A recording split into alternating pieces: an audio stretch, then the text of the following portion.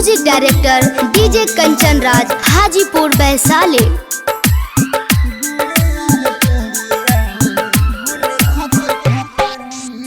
नैया लगा के सपना सजा के,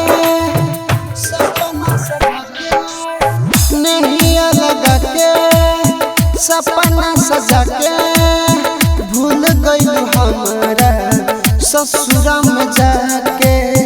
नैया लगा के सपना सजा के, भूल गई हमारा ससुरा में जाके। कोई के प्यार धसे अब पछतानी, गुड़िया रे पुड़िया भूले खातिर खातानी, गुड़िया रे पुड़िया भूले खातिर खातानी। नैया लगा के सपना सजा के, भूल गई हमारा ससुरा में जाके। कोई के प्यार से अब पछतानी, गुड़िया रे पुड़िया भूले खातिर खातानी, गुड़िया रे पुड़िया भूले खातिर खातानी।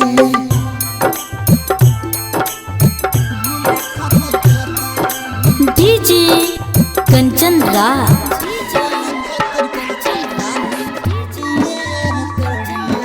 नीम चौक चौसीमा वैशाली।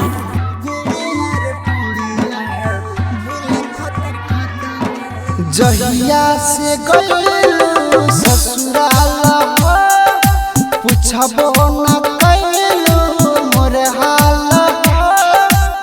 कैसन बारोगी हमारा लगल, भइनी पागल। याद में तोहरा आंसू गिरातानी, गुड़िया रे पुड़िया भूले खातिर खातानी, गुड़िया रे पुड़िया भूले खातिर खातानी।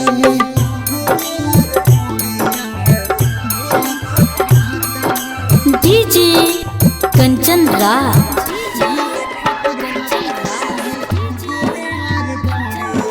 नीम चौक चौसीमा वैशाली।